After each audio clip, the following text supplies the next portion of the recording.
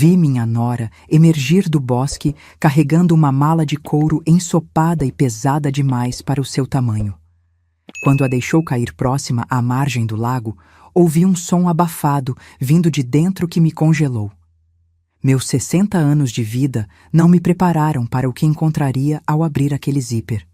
Mas antes de continuar, confira se você já está inscrito no canal e escreva nos comentários de onde você está assistindo este vídeo. Adoramos saber até onde nossas histórias estão chegando. O dia havia começado como qualquer outro. Uma terça-feira comum de novembro, com o céu cinzento prometendo chuva e eu arrumando a casa que agora parecia grande demais para uma mulher só. Desde que Maria, minha única filha, morreu no parto há 7 meses, junto com meu genro Carlos num terrível acidente de carro, quando ele corria para o hospital, eu vivia em piloto automático. Limpava, cozinhava, regava as plantas. Existia apenas. A casa que comprei para ficar perto deles, com vista para o lago nos fundos do condomínio, agora era só um lembrete constante de planos que nunca se concretizariam. Minha filha havia partido antes mesmo de segurar seu bebê nos braços. Naquela manhã, preparava uma sopa quando vi pela janela da cozinha o carro de Débora, minha nora, estacionando de qualquer jeito no acostamento junto ao bosque que contorna o lago. Achei estranho. Ela raramente me visitava desde o funeral. Nossa relação nunca fora das mais próximas, mas após a morte de Maria e Carlos, ela praticamente desapareceu. Deixei a colher apoiada na panela e me aproximei da janela. O comportamento dela parecia errático. Olhava nervosamente para todos os lados enquanto abria o porta-malas, como se temesse ser vista. Foi quando notei a mala, grande, de couro marrom, que Carlos havia comprado em sua última viagem de aniversário de casamento. Ela a arrastou com dificuldade para fora do carro, claramente pesada demais. Algo no modo como ela se movia, furtiva e tensa, acendeu um alarme dentro de mim. Sequei as mãos no avental e, sem pensar 2 vezes, saí pelos fundos. Caminhei rapidamente através do jardim até a pequena elevação que me permitia ver o lago sem ser vista. Débora arrastava a mala pelo caminho de terra em direção à parte mais profunda do lago. Seus passos eram apressados, desesperados. A mala parecia pesar 1 tonelada. Quando chegou à beira da água, parou. Olhou novamente ao redor, certificando-se de que estava sozinha. Foi nesse momento que eu ouvi, fraco, mas inconfundível, um choro abafado vindo de dentro da mala. Meu coração disparou. Não podia ser. Não queria acreditar no que minha mente já suspeitava. Débora empurrou a mala para dentro d'água. Ela flutuou por alguns segundos antes de começar a afundar lentamente. O som cessou. Ela ficou ali, imóvel, observando. Então, como se despertasse de um transe, correu de volta para o carro, entrou e partiu em alta velocidade. Fiquei paralisada por alguns segundos. O que eu havia acabado de testemunhar? Seria possível? O pensamento era terrível demais para ser processado. Mas o som, aquele choro, não havia tempo para chamar ajuda. Corri como não corria há décadas. Desci a encosta tropeçando, meus joelhos protestando a cada passo.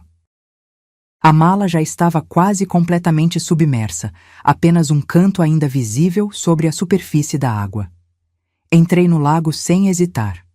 A água estava gelada, cortante. Afundei até a cintura, sentindo a lama sugando meus pés, dificultando cada movimento. Estendi os braços, agarrando a alça da mala no último segundo antes que desaparecesse completamente.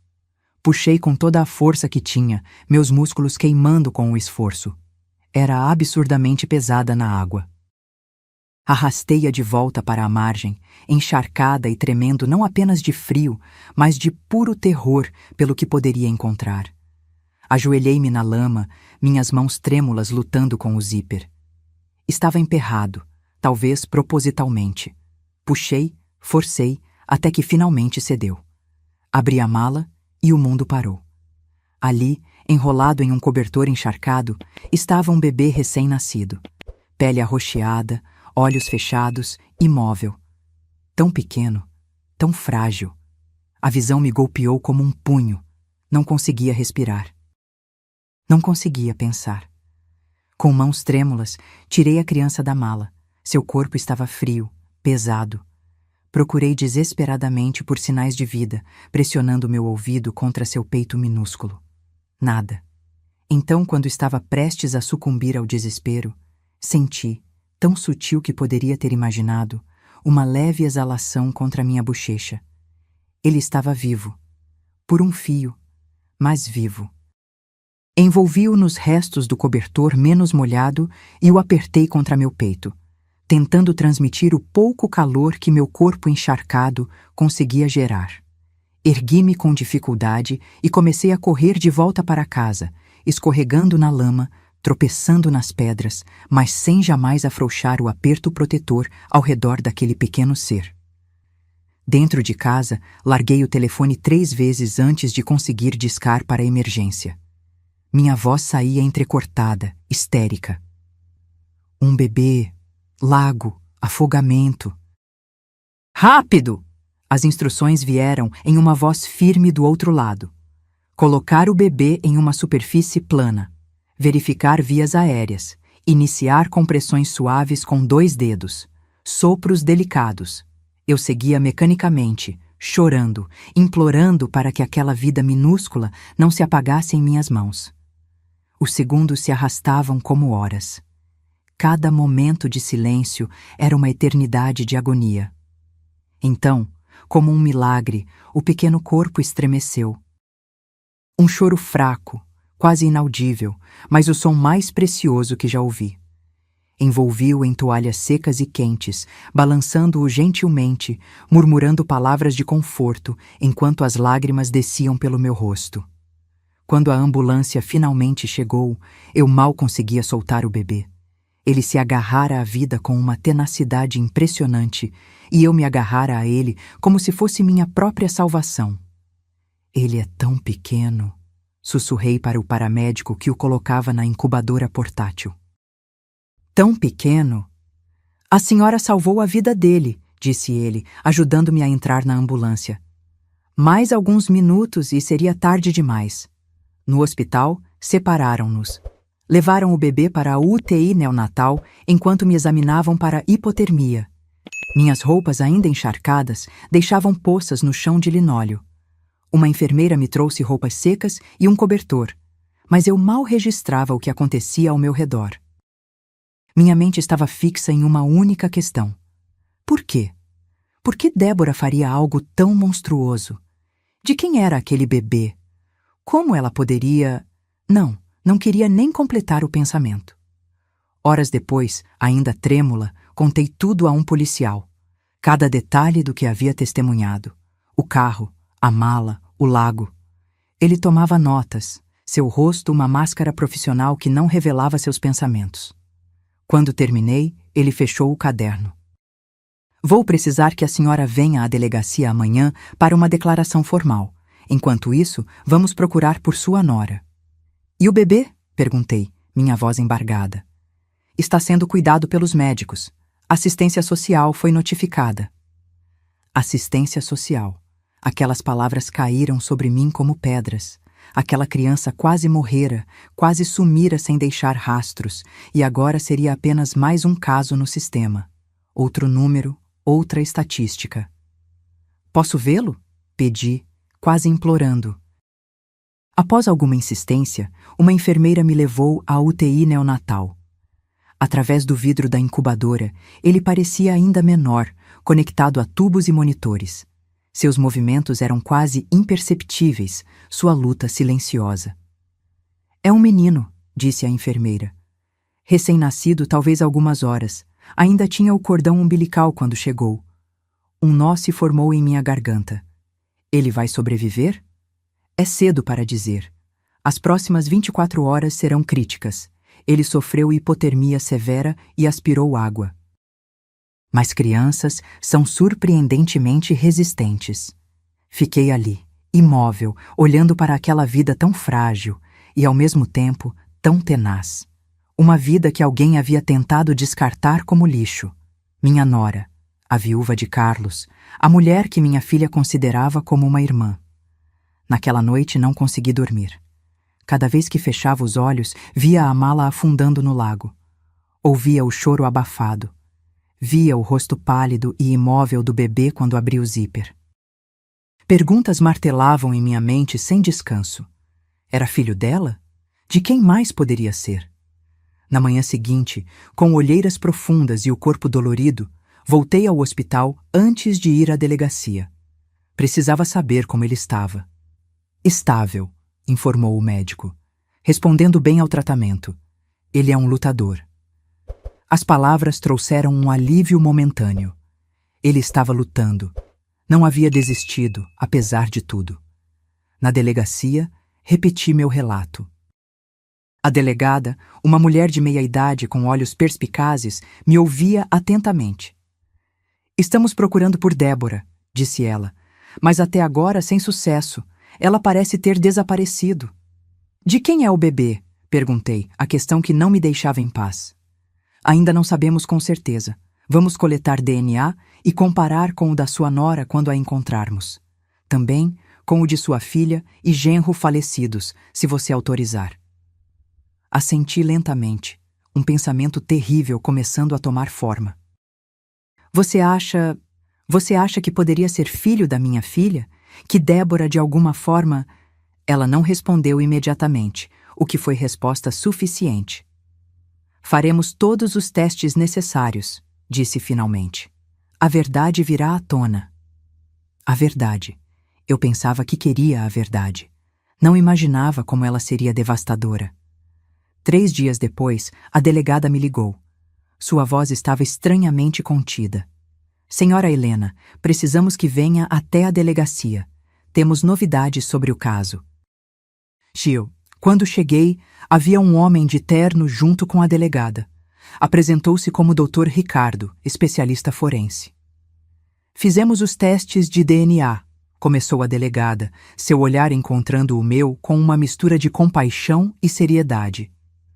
O bebê é neto da senhora, filho biológico da sua filha Maria e de Carlos. O mundo pareceu desacelerar. As palavras não faziam sentido. Como poderia ser? Maria morreu há 7 meses. Ela nunca chegou a dar à luz. Isso é impossível, sussurrei. O teste é conclusivo, disse o Dr. Ricardo abrindo uma pasta. O bebê compartilha marcadores genéticos compatíveis com os de sua filha e genro. Mas como? Maria morreu no parto. O bebê morreu com ela. A delegada trocou um olhar com o especialista. Senhora Helena, temos razões para acreditar que sua filha não morreu no parto, como lhe foi informado. Na verdade, estamos investigando se houve um crime. Meu corpo inteiro ficou frio. O que exatamente vocês estão dizendo? Estamos dizendo que sua filha pode ter sido assassinada e que o bebê que a senhora encontrou no lago é o filho dela, que sobreviveu. A sala girava ao meu redor. Agarrei-me à mesa para não cair. Assassinada? Maria? E o bebê? Seu filho? Meu neto? Vivo todo esse tempo? E Carlos? Consegui perguntar. O acidente de carro do seu genro está sob investigação. Encontramos evidências de adulteração nos freios do veículo. As peças começavam a se encaixar, formando um quebra-cabeça macabro. Débora, sussurrei. Foi ela. É nossa principal suspeita no momento, especialmente após a tentativa de assassinato do bebê. Lágrimas silenciosas desciam pelo meu rosto. O horror da situação era quase impossível de processar. Minha filha, meu genro, assassinados, e meu neto, que eu nem sabia que existia, quase teve o mesmo destino. Por quê? A pergunta escapou como um lamento. Por que ela faria isso? Dinheiro, provavelmente, respondeu a delegada. Carlos tinha um seguro de vida substancial.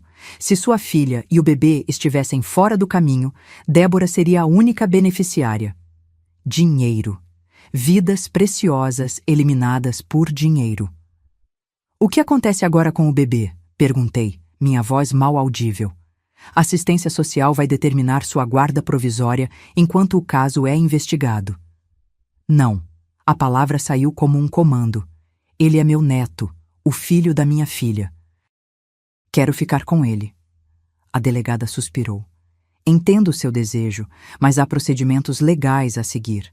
A senhora pode solicitar a guarda, mas... Farei isso, interrompi. Farei qualquer coisa. Esse bebê é tudo o que me resta da minha filha. Não vou deixar que ele vá parar em um lar adotivo ou seja entregue a estranhos. Nos dias que se seguiram, mergulhei em um labirinto burocrático de petições, formulários e avaliações. Enquanto isso, visitava o hospital diariamente. O pequeno, que em meu coração já havia nomeado Miguel, o nome que Maria sempre disse que daria ao seu primeiro filho, melhorava lentamente.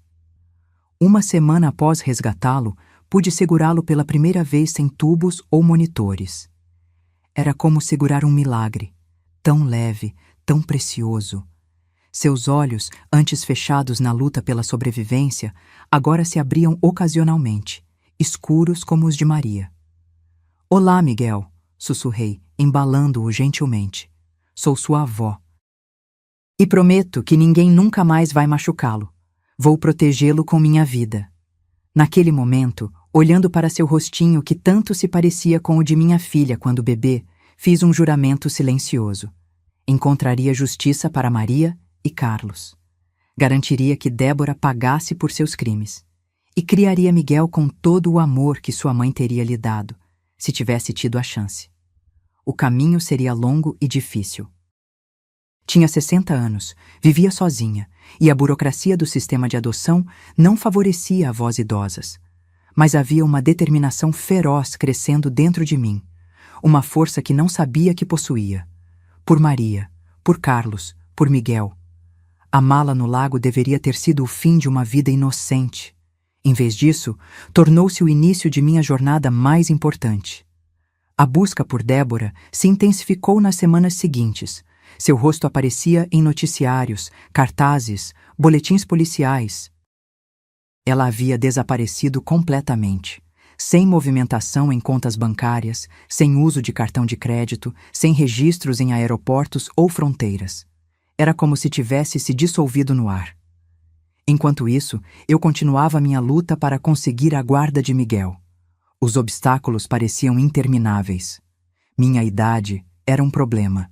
Minha situação financeira, modesta mas estável, era questionada.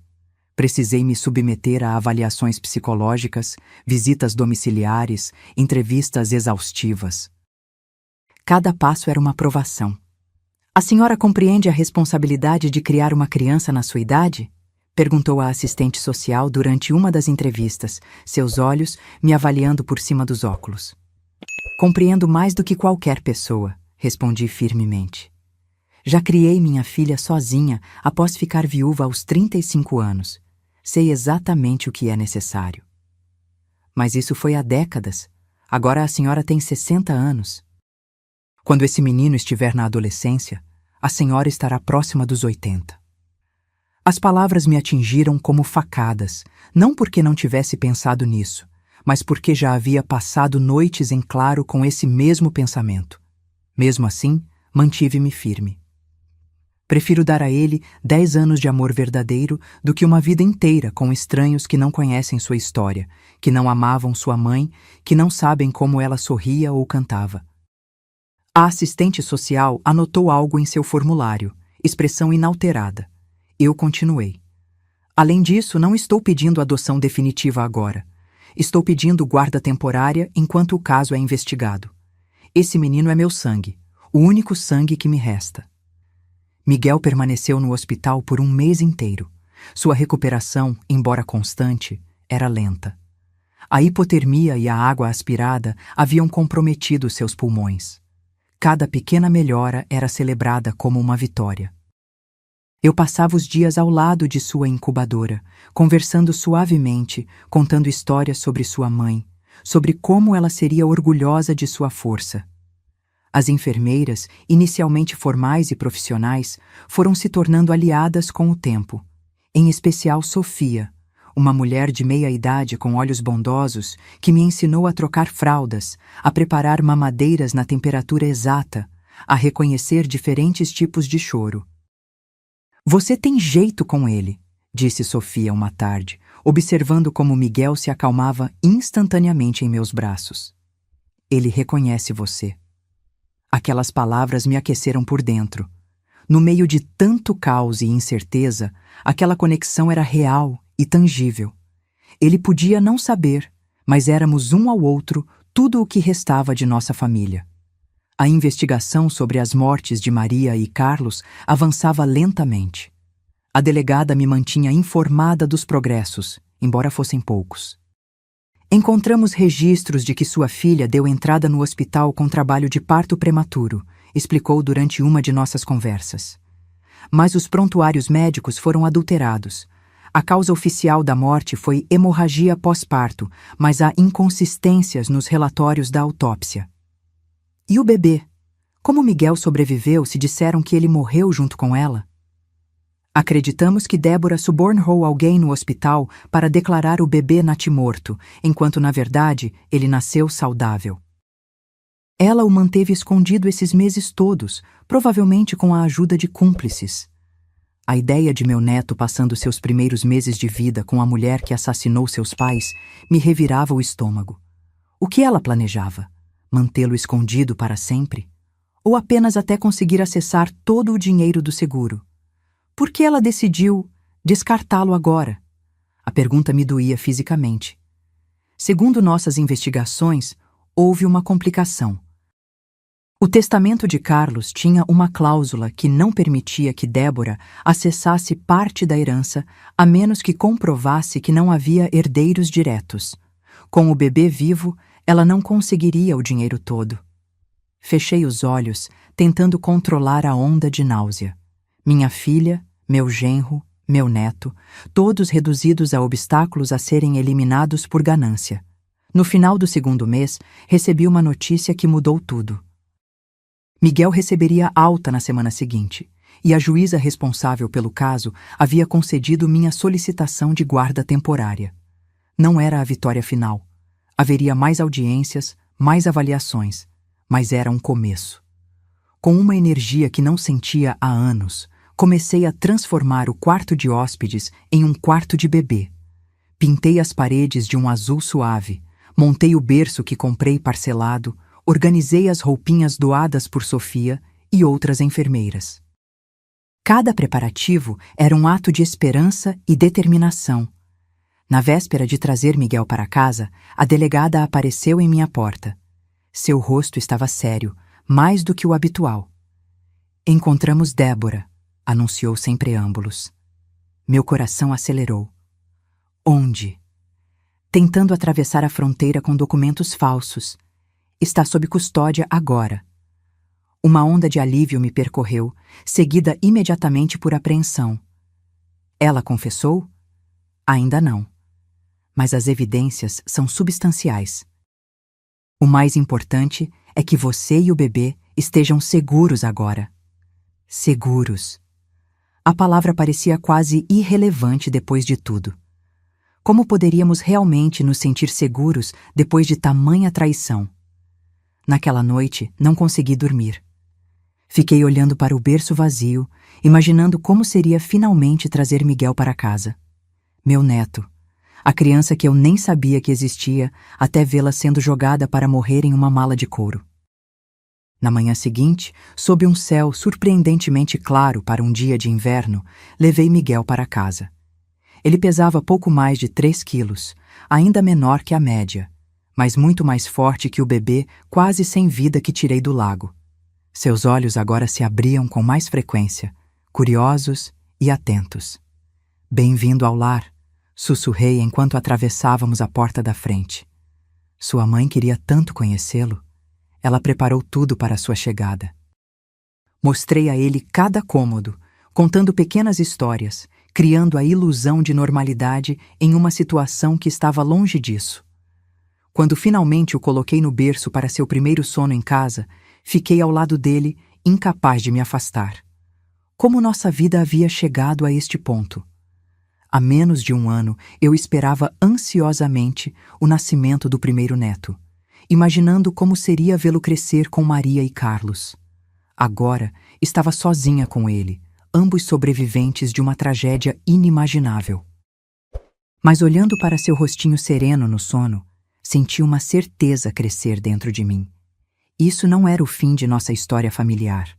Era um novo começo, diferente de tudo que eu havia imaginado, mas ainda assim, um começo. O telefone tocou, interrompendo meus pensamentos. Era a delegada novamente. Débora quer fazer um acordo, disse ela sem rodeios. Está disposta a confessar em troca de redução de pena. Que tipo de acordo?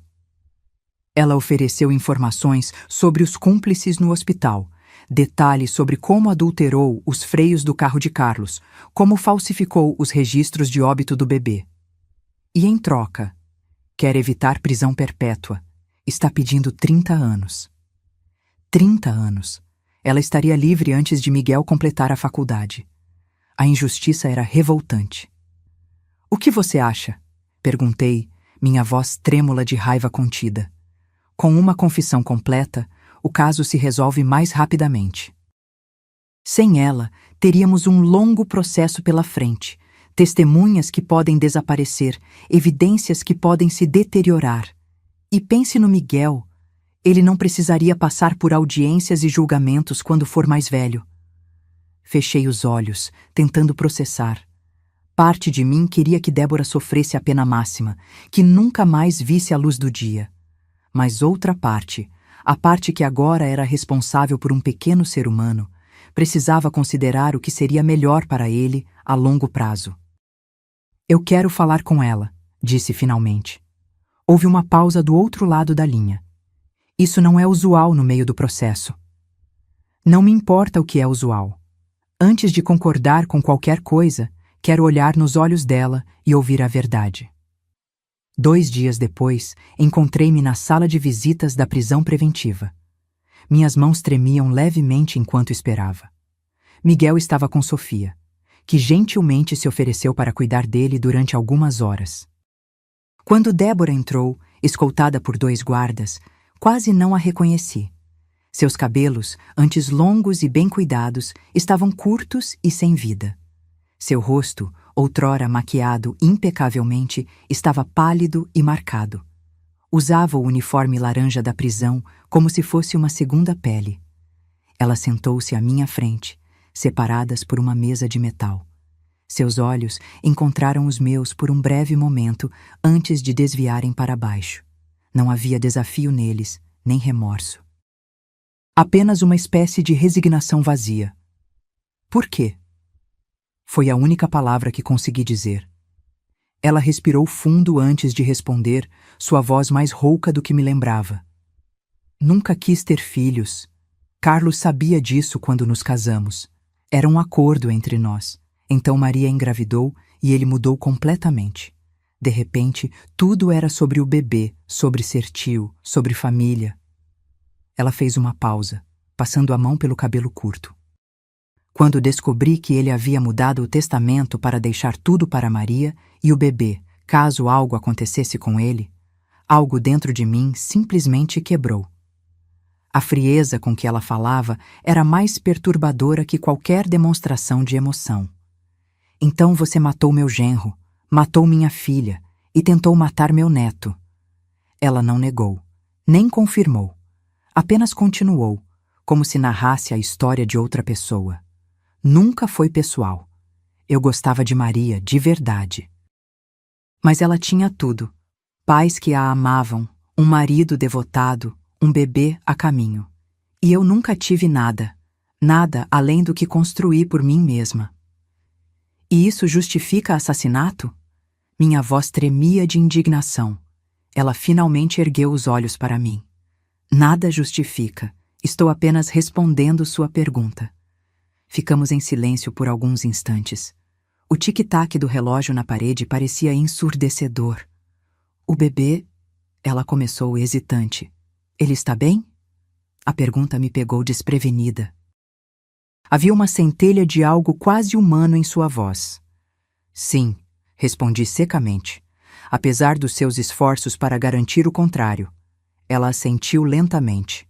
Posso perguntar o nome dele? Miguel. Não vi razão para esconder. o nome que Maria sempre quis dar ao filho. Algo passou pelo rosto dela. Um lampejo de dor, talvez, mas desapareceu tão rapidamente que poderia ter imaginado. É um bom nome, ela disse baixinho. Levantei-me, incapaz de continuar aquela conversa surreal. Estava prestes a chamar o guarda quando ela falou novamente. Ele tem os olhos dela, sabia? De Maria, exatamente iguais.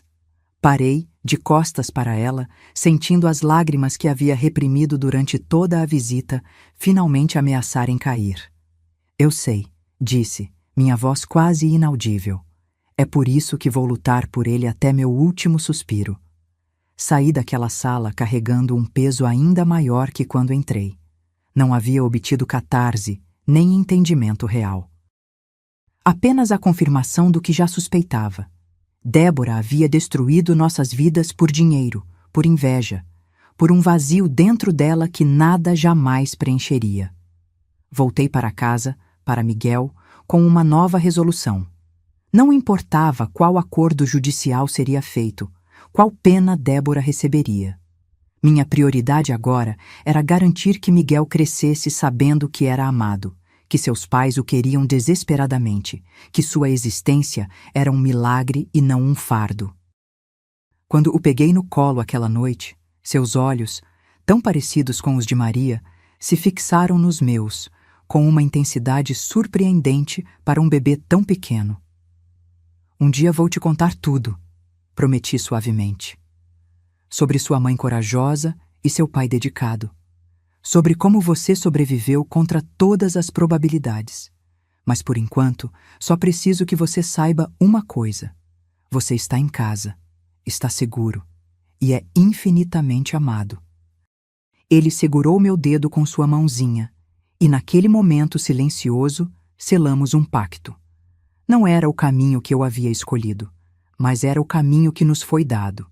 E eu o percorreria com toda a força que me restava.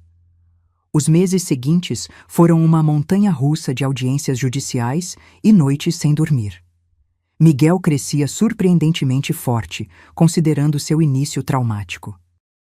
Cada marco de desenvolvimento, o primeiro sorriso genuíno, o primeiro rolamento, a primeira vez que conseguiu segurar a própria mamadeira, era celebrado como uma vitória, não apenas sobre seu passado, mas também sobre meus próprios medos. O julgamento de Débora finalmente começou quando Miguel completou 6 meses. Ela havia, de fato, feito um acordo com a promotoria. Em troca de uma confissão completa, incluindo nomes de cúmplices e detalhes dos crimes, receberia uma sentença reduzida. Não os 30 anos que pediu inicialmente, mas 40. Ainda uma vitória para a acusação. Eu me sentei na primeira fila durante todo o julgamento, ouvindo os detalhes terríveis serem expostos um após o outro. Como ela havia planejado meticulosamente a morte de Carlos, contratando um mecânico endividado para sabotar os freios do carro. Como havia subornado uma enfermeira e um médico residente para falsificar os registros do nascimento de Miguel e declarar Maria morta por complicações no parto, quando, na verdade, ela havia administrado uma overdose de medicação no soro da minha filha. Como havia mantido Miguel escondido por meses, planejando seu desaparecimento para coincidir com sua fuga do país após receber o dinheiro do seguro. Cada revelação era uma facada. Cada confissão, uma nova camada de horror. Mas eu permanecia firme, olhando-a diretamente nos olhos, sempre que ela ousava olhar para a plateia. Ela precisava ver que não havia destruído nossa família completamente. Que Miguel e eu havíamos sobrevivido. Que havíamos, de alguma forma, encontrado um ao outro apesar de seus esforços. O veredito final veio após 2 semanas de testemunhos. Culpada de todas as acusações. 40 anos sem possibilidade de liberdade condicional. Quando a sentença foi lida, não senti a satisfação que esperava. Apenas um vazio estranho, como se um capítulo finalmente houvesse terminado, deixando-me exausta e desorientada. Saí do tribunal para encontrar Sofia esperando com Miguel no carrinho. Ele sorriu ao me ver, agitando seus bracinhos regordetes, completamente alheio à gravidade do que acabara de ocorrer. Peguei-o no colo e o abracei com força, sentindo suas mãozinhas puxarem meu cabelo. Acabou, disse Sofia, apertando meu ombro gentilmente. Vocês podem seguir em frente agora. Seguir em frente. As palavras pareciam ao mesmo tempo simples e impossíveis. Como seguir em frente após tamanha tragédia? Como reconstruir uma vida a partir de escombros? A resposta, descobri, estava nos pequenos momentos. No ritual diário de alimentar Miguel, banhá-lo, niná-lo para dormir.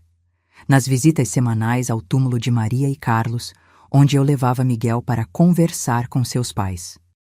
Nas novas amizades que surgiram, Sofia, que se tornou quase uma irmã, a delegada, que ocasionalmente passava para verificar como estávamos, outras avós do grupo de apoio que encontrei, cada uma com sua própria história de perda e recomeço.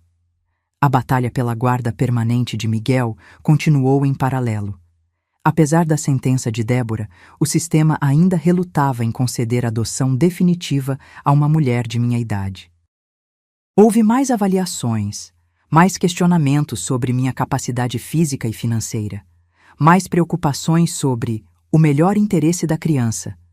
O melhor interesse dele é ficar com alguém que o ama incondicionalmente, argumentei durante a audiência final, Miguel adormecido em meus braços. Alguém que pode contar a ele sobre seus pais, mostrar fotos, manter viva a memória deles. Alguém que já provou estar disposta a arriscar tudo por ele. A juíza, uma mulher mais velha com olhos astutos, observou-me longamente antes de falar. Senhora Helena, não posso ignorar as questões levantadas sobre sua idade e as exigências de criar uma criança tão pequena. No entanto, também não posso ignorar o vínculo extraordinário que se formou entre vocês, nem as circunstâncias extraordinárias que os uniram. Ela fez uma pausa, olhando para Miguel. Este menino já enfrentou mais perdas e traumas em seus poucos meses de vida do que muitos enfrentam em décadas. Separá-lo da única pessoa constante em sua vida seria infligir mais um trauma. Portanto, concedo a adoção legal permanente, com a condição de que a senhora estabeleça arranjos formais para o cuidado dele caso algo aconteça com a senhora, antes que ele atinja a maioridade. Lágrimas silenciosas escorreram por meu rosto enquanto eu assentia. Era justo. Era mais do que justo. Era uma chance real de sermos uma família. Quando saímos do tribunal naquele dia, o mundo parecia diferente. Mais brilhante de alguma forma, apesar das nuvens no céu.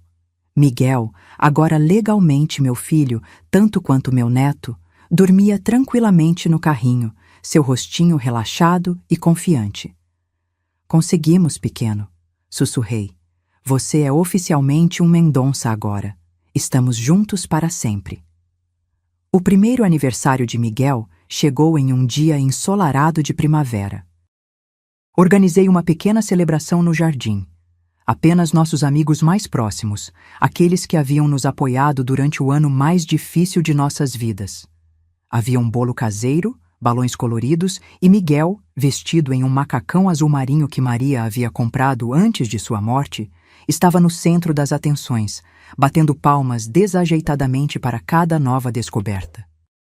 Observando-o interagir com os convidados, tentando seus primeiros passos hesitantes, agarrando-se às minhas pernas para se equilibrar, senti uma onda de emoções contraditórias me invadir. Alegria por este momento precioso. Tristeza porque Maria e Carlos deveriam estar aqui para testemunhá-lo. Gratidão por termos sobrevivido. Determinação em honrar o sacrifício involuntário deles, dando a Miguel a melhor vida possível. Sofia se aproximou, segurando 2 taças de limonada. No que está pensando? Perguntou, entregando-me uma das taças. Em tudo, respondi honestamente. No que perdemos, no que ganhamos, em como a vida é imprevisível. Ela assentiu, olhando para Miguel, que agora explorava um brinquedo novo com entusiasmo. Nunca imaginei que me tornaria mãe aos 60 anos, continuei. Às vezes, tenho tanto medo de não ser suficiente, de não viver o bastante para vê-lo crescer. Nenhum de nós sabe quanto tempo tem, disse Sofia suavemente. Jovens morrem todos os dias. Idosos vivem décadas além do esperado. O que importa é o que fazemos com o tempo que temos. Suas palavras, simples, mas profundas, tocaram algo dentro de mim. Era verdade. Nenhum de nós tinha garantias. Maria e Carlos certamente não tiveram. Mas eu estava aqui agora, com uma segunda chance inesperada de amar, de cuidar, de fazer a diferença na vida de alguém. Além disso, continuou Sofia com um sorriso, você tem mais energia que muitas mães de 30 anos que conheço. Ri, sabendo que ela estava exagerando. Os dias eram longos, as noites muitas vezes mais ainda. Meu corpo protestava com dores que não existiam antes, e havia momentos em que o cansaço parecia penetrar até meus ossos. Mas também havia uma vitalidade nova em mim, um propósito que me impelia adiante quando achava que não poderia dar mais um passo. À noite, depois que todos foram embora e Miguel adormeceu exausto de tantas emoções, sentei-me na poltrona ao lado do berço com o álbum de fotos da família. Passei os dedos pelas imagens de Maria criança, adolescente, adulta. Carlos em seu terno de casamento. Os dois juntos radiantes de felicidade. As últimas fotos de Maria grávida, seu rosto brilhando de expectativa. Ele é tão parecido com você, sussurrei para a imagem de minha filha. Tem seu sorriso, seus olhos e a teimosia do pai. Fechei o álbum, sentindo a conhecida pontada de dor, mas também algo novo, uma espécie de paz. Eles viviam através de Miguel, através das histórias que eu contava, através do amor que compartilhávamos. Nos anos que se seguiram, nossa vida encontrou um novo ritmo. Miguel cresceu forte e curioso, com uma inteligência viva que frequentemente me surpreendia. Quando completou 3 anos, matriculei-o na pré-escola, e ele se adaptou com uma facilidade que me encheu de orgulho. Ele fez amigos, aprendeu músicas, voltava para casa com desenhos coloridos e histórias intermináveis sobre suas aventuras diárias. À medida que crescia, as perguntas inevitavelmente começaram. Primeiro, simples e inocentes.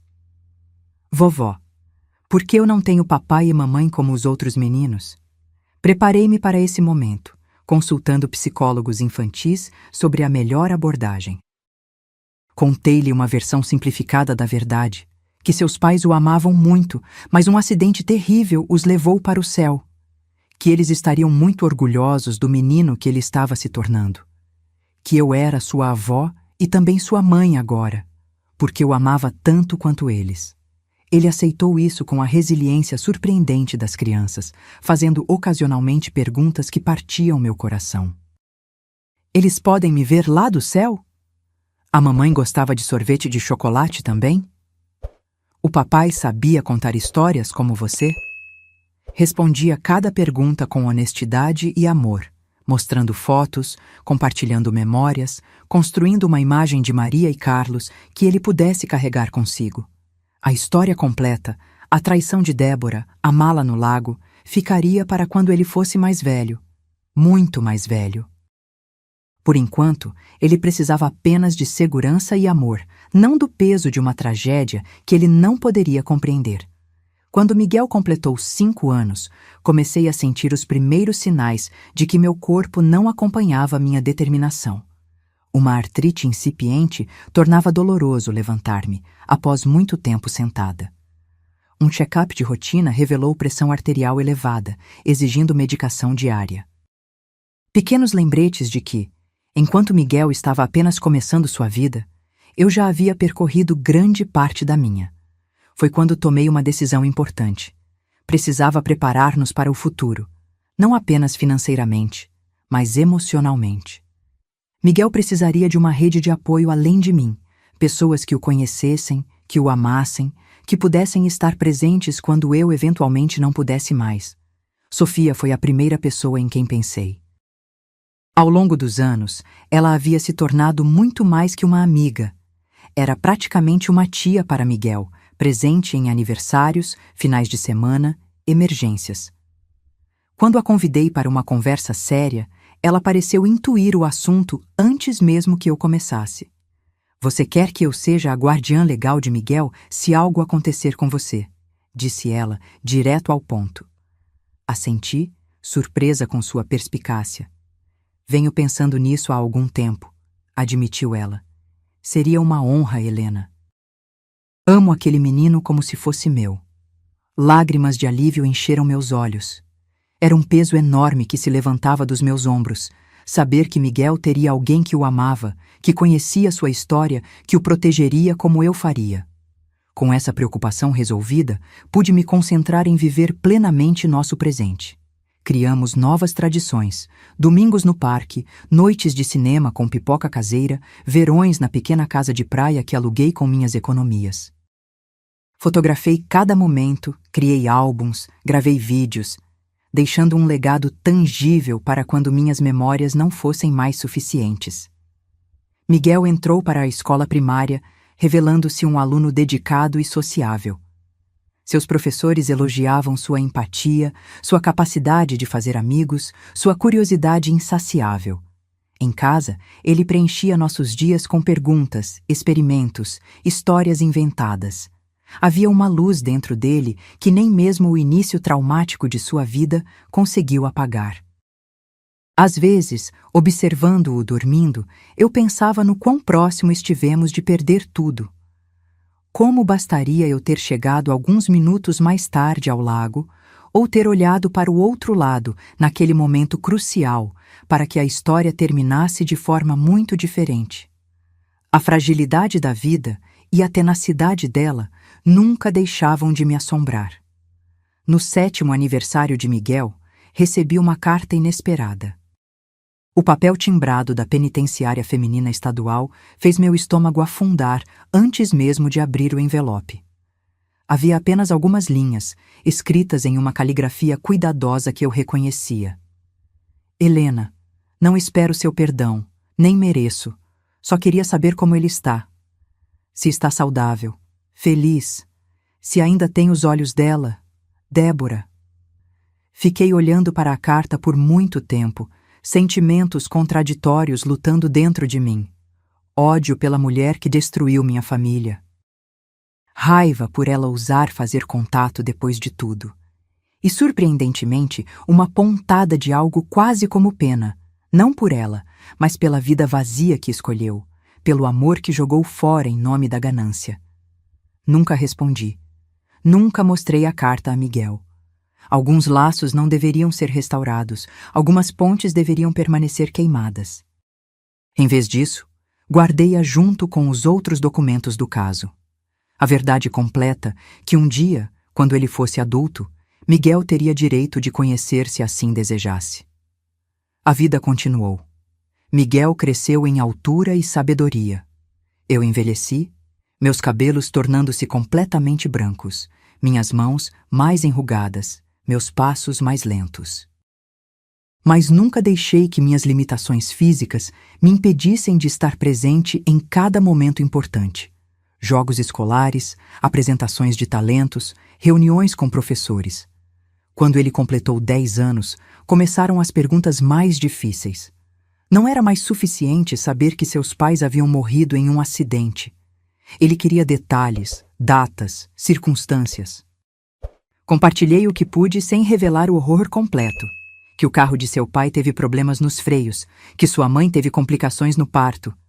Não mencionei Débora, nem a mala, nem o lago. Ainda não. Em vez disso, concentrei-me em histórias positivas, como Maria e Carlos se conheceram na faculdade, como planejaram cuidadosamente sua chegada, como sonhavam com seu futuro. Seu pai queria ensinar você a jogar futebol, contei-lhe uma noite, enquanto olhávamos velhas fotografias. E sua mãe estava determinada a fazer de você um leitor ávido como ela. Miguel absorvia cada detalhe com intensidade, procurando em si mesmo traços dos pais que nunca conheceu. E eu os via claramente. O sorriso de Maria, a determinação de Carlos, pequenos gestos e expressões que me faziam prender a respiração momentaneamente com a semelhança. À medida que se aproximava da adolescência, comecei a preparar-me para as perguntas que não poderia mais evitar, para a verdade completa que um dia teria que compartilhar. Consultei terapeutas, li livros sobre trauma e resiliência, ponderei sobre o momento certo, as palavras certas.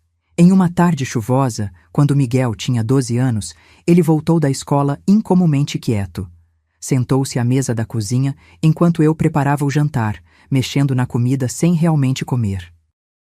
"O que foi?" perguntei finalmente. "Aconteceu alguma coisa na escola?" Ele hesitou, seus olhos, tão parecidos com os de Maria, encontrando os meus com uma seriedade que fez meu coração apertar. "Estávamos pesquisando sobre nossas famílias na aula de história", disse ele lentamente. "O professor pediu para procurarmos nos arquivos de jornais locais." Meu estômago afundou. Sabia o que estava por vir. "Encontrei artigos, vovó, sobre meus pais, sobre ela." Sua voz falhou na última palavra. Desliguei o fogão e sentei-me ao lado dele, pegando suas mãos entre as minhas. Estavam frias, trêmulas. "Por que você nunca me contou?" perguntou ele, sua voz pequena de repente, como se tivesse voltado a ser uma criança. "Sobre como realmente encontrou, sobre a mala." Respirei fundo, sentindo o peso dos anos e segredos entre nós. "Queria protegê-lo", respondi honestamente.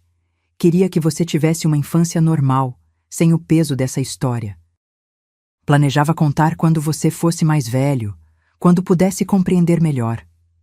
Eu li que Débora tentou me matar, que ela matou meus pais." Sua voz quebrou, lágrimas escorrendo pelo seu rosto jovem. Puxei-o para um abraço, sentindo-o tremer contra mim. Não havia mais como voltar atrás agora. A verdade, com toda a sua feiura e dor, estava exposta. "Sim", confirmei suavemente. "Ela fez coisas terríveis, imperdoáveis. Mas você sobreviveu, Miguel. Você é o milagre que surgiu dessa tragédia." Nos dias seguintes, contei-lhe a história completa.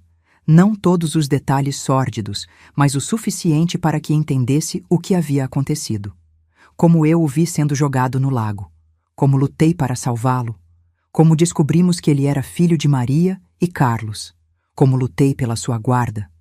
Ele ouviu tudo com uma maturidade surpreendente, fazendo perguntas, processando, às vezes precisando de pausas quando a emoção ficava forte demais. "Então você realmente me salvou", disse ele finalmente, uma noite, após horas de conversa. "Você literalmente salvou minha vida." "E você salvou a minha", respondi com sinceridade. "Eu estava perdida após a morte de Maria. Você me deu um propósito novamente." Ele refletiu sobre isso por um momento, seus olhos distantes. "Queria poder me lembrar deles", disse ele baixinho, "mesmo um pouco." "Eles vivem através de você", disse, segurando seu rosto entre minhas mãos enrugadas. "Cada vez que você sorri, vejo sua mãe. Cada vez que você se dedica a algo com determinação, vejo seu pai. Eles nunca realmente nos deixaram." Aquela conversa marcou uma nova fase em nossa relação. Miguel não era mais apenas a criança que eu protegia. Era um jovem começando a compreender seu próprio lugar em uma história complexa e dolorosa. Sua relação com a verdade seria diferente da minha. Ele precisaria encontrar seu próprio caminho para processar, para aceitar, para seguir em frente. E eu estaria ao seu lado em cada passo. Os anos passaram, cada um trazendo novas alegrias e desafios. Miguel entrou na adolescência com a intensidade emocional típica dessa fase, amplificada por sua história única. Houve momentos de raiva, de questionamento, de busca por identidade. Houve também momentos de profunda conexão, de compreensão crescente, de gratidão mútua. Em seu 15º aniversário, ele me surpreendeu com um presente inesperado, um álbum cuidadosamente montado com fotos nossas ao longo dos anos, entremadas com fotos de Maria e Carlos que eu havia preservado. Na primeira página, uma única frase escrita em sua letra já quase adulta. Para a mulher que me deu 2 vidas, a que me trouxe ao mundo através de minha mãe e a que salvou quando ninguém mais podia. As lágrimas vieram instantaneamente, embaçando minha visão enquanto folheava as páginas. Cada foto contava uma história.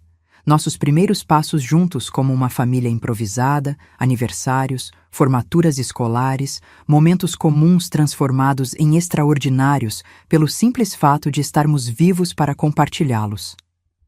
Como você conseguiu todas essas fotos antigas? Perguntei, passando os dedos por uma imagem de Maria criança, idêntica a Miguel na mesma idade. Sofia me ajudou, admitiu ele. E a delegada, quer dizer, Regina. Ela ainda tinha algumas fotos dos arquivos do caso. Fiquei tocada pela iniciativa, pela sensibilidade que ele demonstrava. Meu neto, meu filho, estava se tornando um homem, um que carregava uma história traumática, mas que não se definia por ela. Quando completou 17 anos, Miguel veio até mim com uma solicitação que nunca imaginei ouvir. Quero visitá-la, disse ele simplesmente, sentado à mesa da cozinha após o jantar. Não precisei perguntar a quem ele se referia. Tem certeza? Perguntei, estudando seu rosto.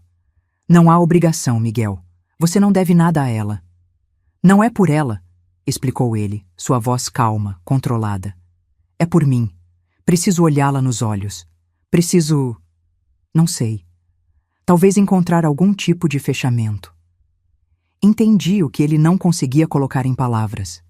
A necessidade de confrontar o monstro dos seus pesadelos, de vê-lo na luz do dia, de recuperar algum poder sobre sua própria narrativa. Se é isso que você realmente quer, vou apoiá-lo, disse finalmente. Mas não precisa fazer isso sozinho. Irei com você. Ele assentiu, visivelmente aliviado. Obrigado, vovó. 3 semanas depois, encontramo-nos na sala de visitas da Penitenciária Feminina Estadual. 17 anos haviam se passado desde que vi Débora pela última vez. O tempo não havia sido gentil com ela. Seu rosto estava marcado por linhas profundas, seus cabelos completamente grisalhos, seu corpo encolhido pelo confinamento. Quando ela entrou na sala e viu Miguel, parou abruptamente. Seus olhos se arregalaram e, por um momento fugaz, vi algo como reconhecimento passar por seu rosto. Não era de se admirar. Miguel era o retrato de Carlos na mesma idade, com os olhos expressivos de Maria. Olá, Débora, disse eu, quebrando o silêncio tenso. Ela sentou-se lentamente à nossa frente, seus olhos nunca deixando o rosto de Miguel.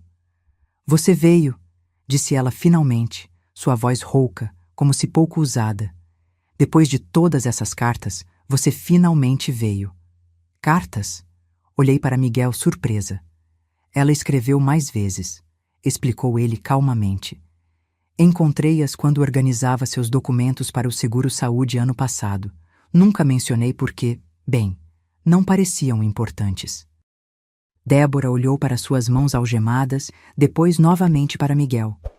Você tem os olhos dela, disse ela quase para si mesma, exatamente como me lembrava.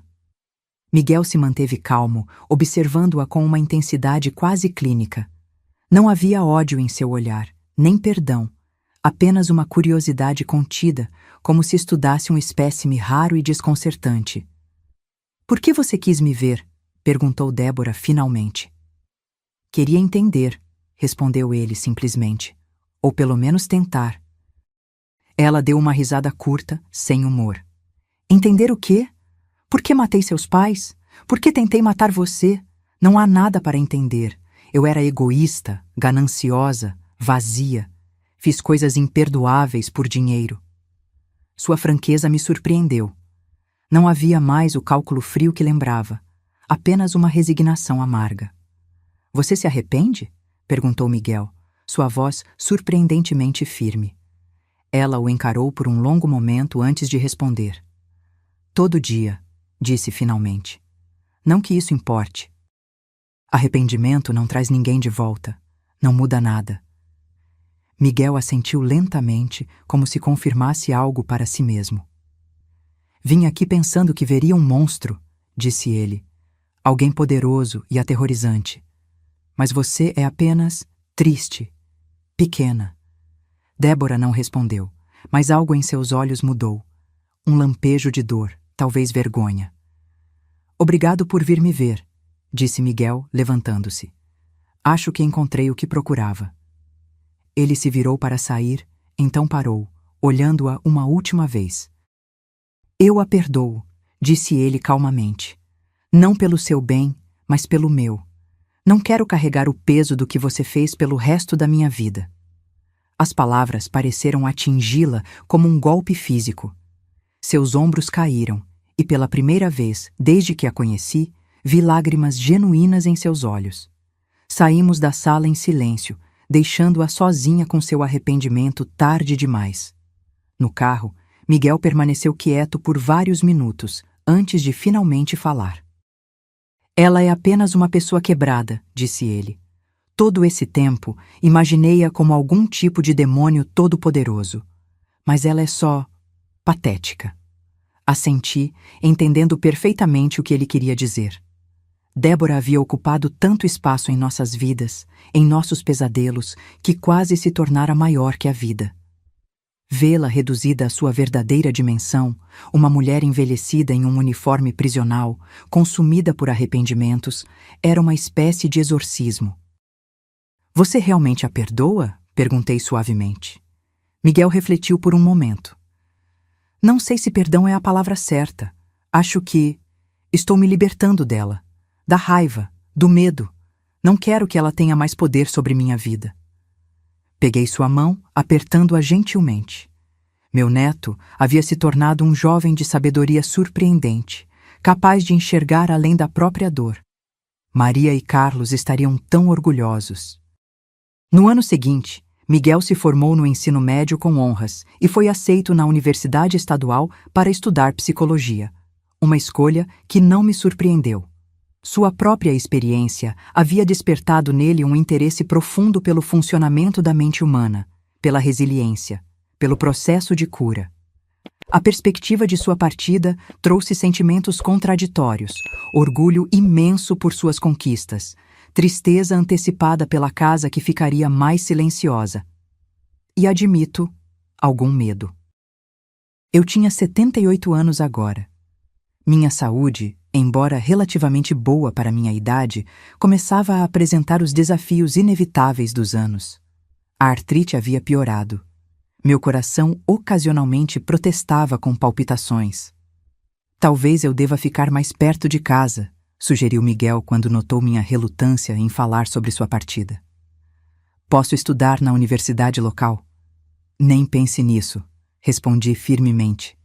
Esta é sua chance de expandir horizontes, de construir sua própria vida. Estarei bem. Promete me ligar se precisar de qualquer coisa?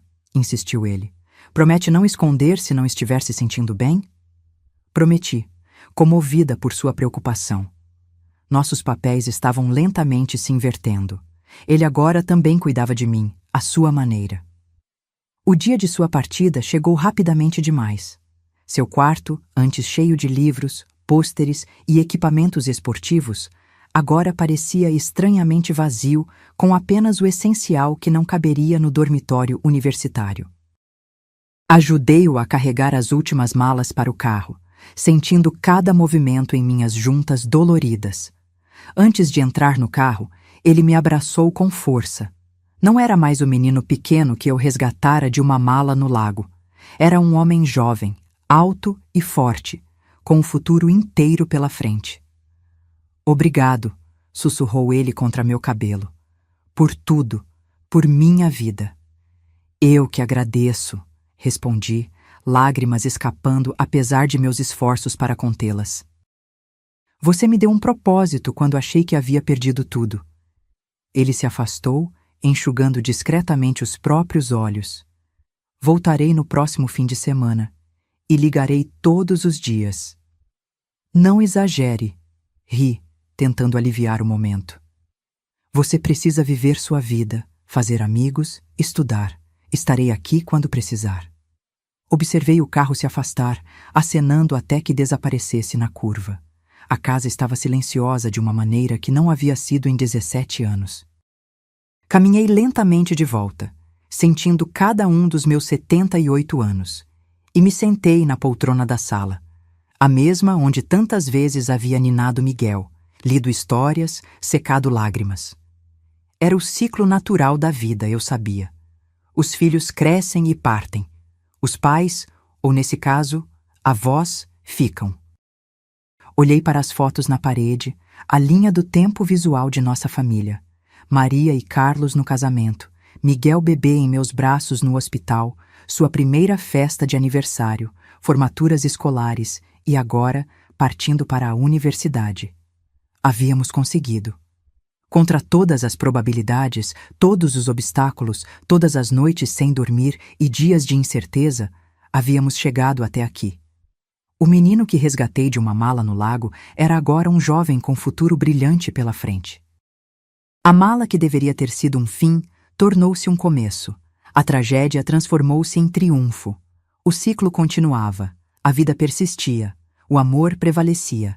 E no final, era tudo o que realmente importava. Agora, se você gostou dessa história, clica em se inscrever. E me diz nos comentários qual parte te deixou de queixo caído. Ah, e não esqueça de se tornar membro para ter acesso a vídeos exclusivos que não posto aqui. Te espero lá.